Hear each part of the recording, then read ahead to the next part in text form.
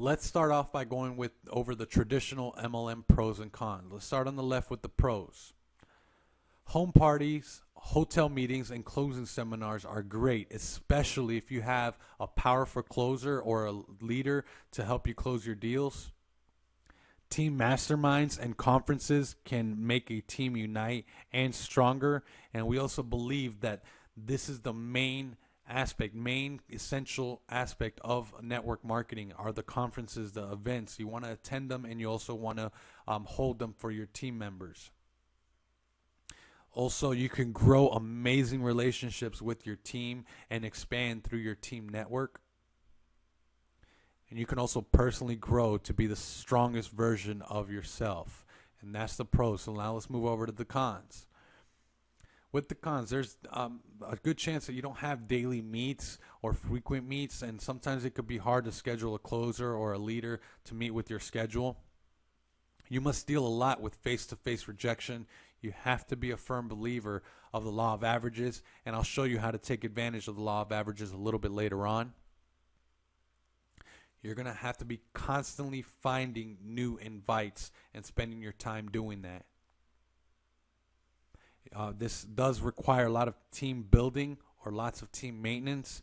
If you're not motivating your team, if you're not hyping your team, if you're not making them show up to your education or training seminars, then there probably won't be any work. And if there's no work, that means no pay for anybody.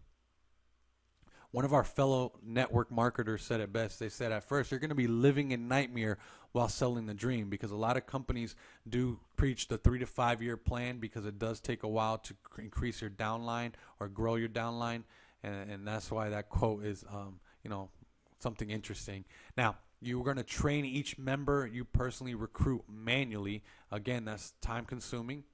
And with this business model that shows low duplication or slow duplication, and that's why 97% of people will fail in network marketing. Now, I know most of you know this, but I'm going to go over the process of traditional MLM. That way we can compare it with the new era of MLM marketing or MLM. Step 1. You obviously know you got to create a list of everyone you know. It could be anywhere between 50 to 200 people. You want to do this in the first week that you're involved. Step 2, you have to invite your list and follow up individually with each one to make sure they do attend your meeting.